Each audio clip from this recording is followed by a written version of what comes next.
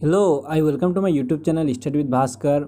मैं आज आपके साथ देखिए जो कि मैंने एक सीरीज़ शुरू किया है जनरल नॉलेज का, उसका पार्ट 2 डिस्कस करूंगा। आज मैंने ऑलरेडी पार्ट 1 डिस्कस कर चुका हूं, तो आप मेरे यूट्यूब चैनल पर चेक कीजिएगा।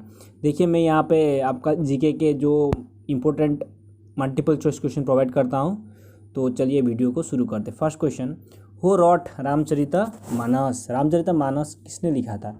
तो देखिए इसका राइट आंसर होगा आपका option number D, Tulsidas. Okay, Tulsidas ने लिखा था। ओके तो देखिए next question, who is known as father of modern India. Modern India के फादर किन्हें कहा जाता है? तो देखिए इसमें राइट आंसर होगा राजा राम मोहन राय। ओके, याद रखिए राजा राम मोहन राय, इनको क्या कहा जाता है? Father of modern India. तो राजा राम मोहन राय को कहा जाता है। उसके बाद देखिए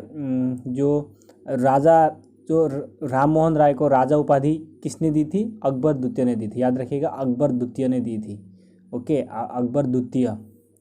तो इतना फैक्ट भी आप याद रखिएगा। नेक्स्ट देखिए, वो wanted Indian National Congress to be a safety valve. Indian National Congress को किसने सेफ्टी वैल्व कहा था?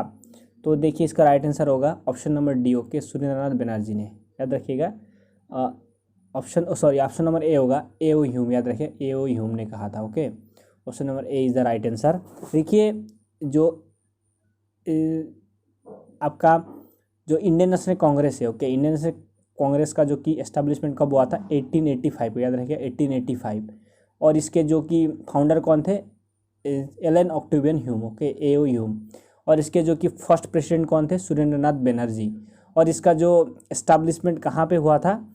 तो याद रखिएगा मुंबई में हुआ था। ओके, मुंबई में याद रखेगा। और वहाँ पे कौन से स्कूल में हुआ था? गोकुलदास तेजपाल स्कूल में। ओके, गोकुलदास तेजपाल संस्कृत कॉलेज में, गोकुलदास संस्कृत कॉलेज में। और उसमें कितने मेंबर टोटल्स वहाँ पे मतलब उपस्थित थे? कितने मेंबर थे? 72। याद है 72। तो इतना फैक्ट आप याद रखिएगा। तो next question, who founded Indian Association. Indian Association के क्या फाउंड किसने किया था? तो देखिए इसका right answer option number A, Surendranath Banerjee ने। याद रखिए सुरेंद्रनाथ बनर्जी ने। ओके, याद रखिएगा। The father of civil service in, कौन से गवर्नर जनरल को सिविल सर्विस का जो कि फादर कहा जाता है? ओके, तो याद रखिए Lord Cornwallis. Okay, option number B is the right answer, Cornwallis. और यहाँ पे ऑप्शन देखिए लॉर्ड रिपन। लॉर्ड रिपन को क्या कहा जाता है? Father of local self government. याद रखिए लोकल सेल्फ गवर्नमेंट के फादर किसे कहा जाता है? लॉर्ड रिपन को। और यहाँ पे देखिए लॉर्ड डलहौजी, इनको जो डॉक्ट्रिन ऑफ लैप्स, ओके, याद रखिए डॉक्ट्रिन ऑफ लैप्स जो कि एक नीति थी, वो नीति किसने लाए थे? Lord Dalhousie. Doctrine of lapse में क्या होता था? जितने भी भारत के जो कि आपके जो कि प्रांतीय राजा थे, अगर उनका कोई अपना बच्चा नहीं हुआ तो उन लोगों का जो कि राज्य डायरेक्टली ब्रिटिश के पास चला जाएगा। ओके, अगर कोई भी मतलब अपना बच्चा नहीं है तो वो इसके पास चला जाएगा, ब्रिटिश के पास चला जाएगा। ऐसा एक नीति को क्या बोला जाता है? Doctrine of lapse. तो आप इतना फैक्ट याद रखिएगा। नेक्स्ट देखिए, नेक्स्ट क्वेश्चन, सिक्स्थ क्वेश्चन। यहाँ पे देखिए क्वेश्चन है आपका जो कि sixth question, permanent settlement was a feature of, जो कि परमानेंट सेटलमेंट किसका फीचर है? याद रखिएगा। तो इसका देखिए right answer option number A, आपका जमींदारी सिस्टम। याद रखिए zamindari system, option number A is the right answer. Next question, the Gurmukhi script was introduce by. Gurmukhi script किसने इंट्रोड्यूस किया था? तो देखिए right answer option number C, Guru Angad. Okay, Guru Angad is the right answer. Next देखिए, the Rowlatt act was passed in the year. Rowlatt act कब pass हुआ था? तो याद रखिएगा ये 28 का राइट आंसर होगा ऑप्शन सी, 1919 को। ओके, 1919 को। और जो कि राउलाट एक्ट 1919 पास हुआ था। और एक मतलब मसकर हुआ था, उसका नाम था आपका, जिसको बोला जाता है आपका जालियनवाला बाग मसकर, जो कि कब हुआ था?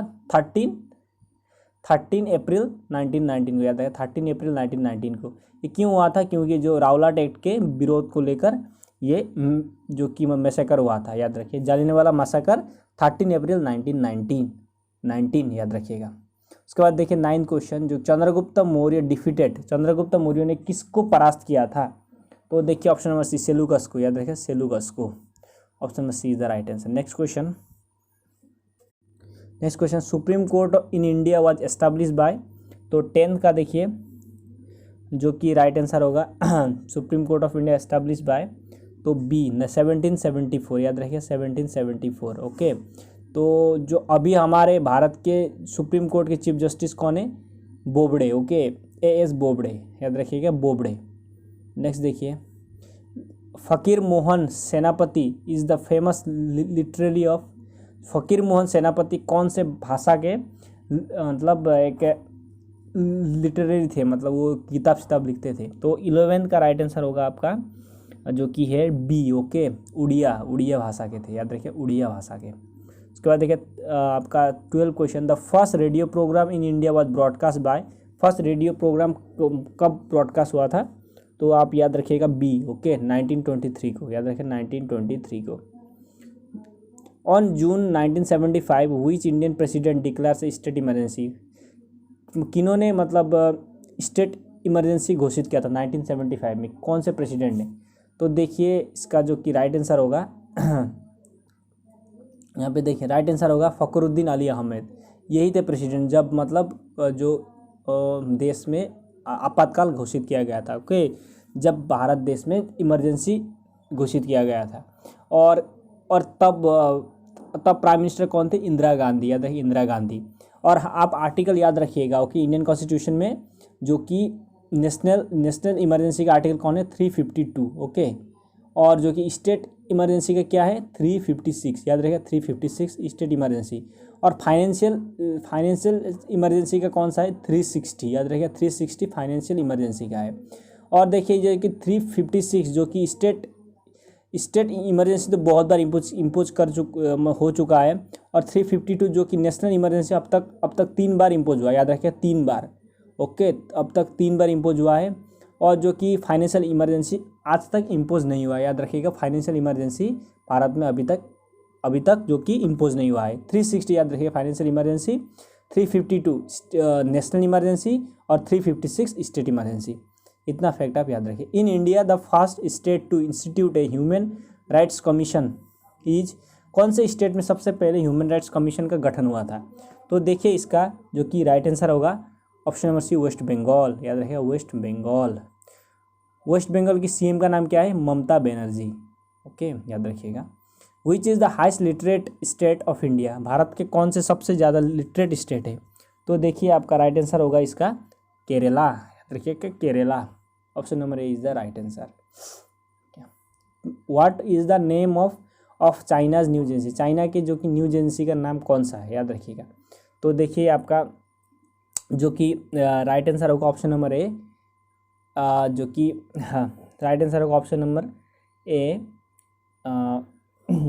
Option number A China news service, याद रखिए चाइना न्यूज़ सर्विस। और देखिए चाइना के जो कि प्रेसिडेंट का नाम क्या है? शी जिनपिंग, याद रखिएगा Xi Jinping. Okay, the next question, which countries government report is known as yellow book, कौन से देश की गवर्नमेंट रिपोर्ट का नाम येलो बुक आता? तो option number A is the right answer France. France के राष्ट्रपति का नाम क्या है? इमैनुअल मैक्रोन, याद रखिए इमैनुअल मैक्रोन। और इसका जो कि आपका कैपिटल का नाम क्या है? पेरिस। तो देखिए next question, ASEAN stand for, ASEAN का फुल फॉर्म क्या है? Association of south east Asian nations. Okay, association of south east nations. तो option number C is the right answer. इसका गठन कब हुआ था? 1967 को, याद रखिए 1967 को।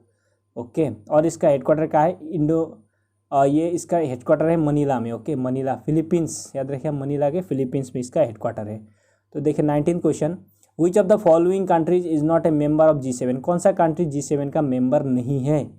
तो देखिए यहाँ पे आपका राइट आंसर होगा Spain, Spain is not a member of G7। Okay, और जो कि G7 का एस्टेब्लिशमेंट कब हुआ था? 1975 को, याद रखिए 1975। ओके, याद रखिए। और 20th question, LTT stand for, LTT का फुल फॉर्म क्या है? तो लिबरेशन फॉर तमिल इलाम, याद रखिए liberation Tamil tigers for Eelam, याद option number B is the right answer of Tamil tigers Eelam. तो देखिए बी राइट आंसर होगा। तो ये था video. Do subscribe my channel में से इन्फॉर्मेटिव वीडियो प्रोवाइड करता